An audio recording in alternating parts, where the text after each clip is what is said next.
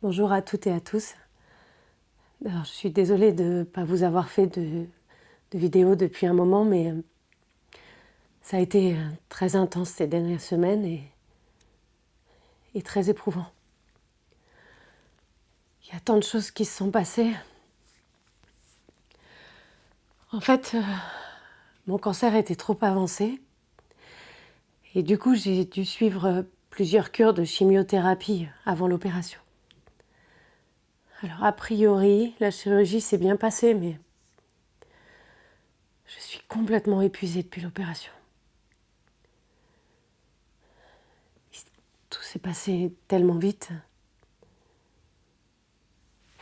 Je me sens pas de vous en parler pour le moment, mais plus tard, je vous ferai une vidéo sur la chimio, la chirurgie, parce que c'est quelque chose. Le plus dur pour moi, ça a été la perte des cheveux. Je me reconnaissais plus et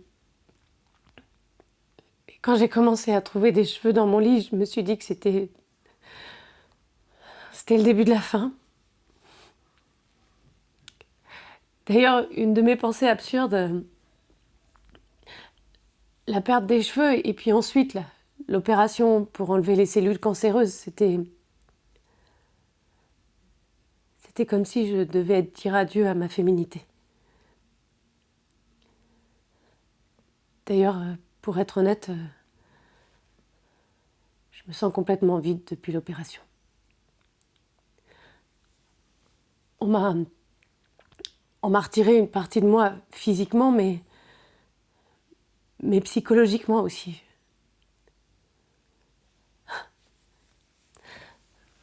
Mon médecin généraliste, il s'est alarmé de mon état, il m'a trouvée extrêmement fatiguée.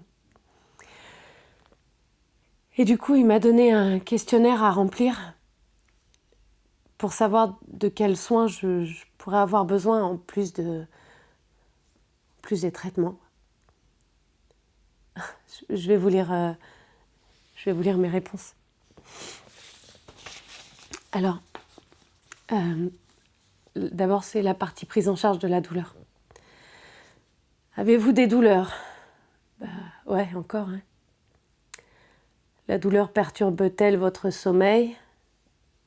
Oui, complètement. La douleur perturbe-t-elle vos activités habituelles ?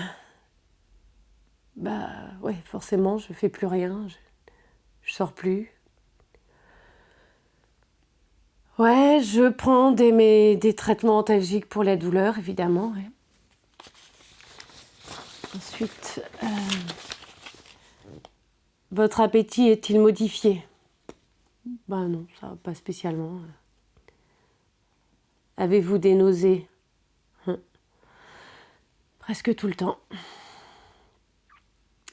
La perte de poids en un mois, ça... non, je crois que j'ai même repris un peu. Alors, pour la partie prise en charge sociale et professionnelle, non, ça, je vis pas seule, j'ai plus d'enfants à charge. D'ailleurs, heureusement que Paul est encore là avec moi. Avez-vous des difficultés dans les activités de base de la vie quotidienne ? Je pense qu'on peut dire oui. Hein. Êtes-vous isolé ? Non. Ah, la dernière partie. Éprouvez-vous de l'angoisse ou de l'anxiété ? Pour être honnête, non.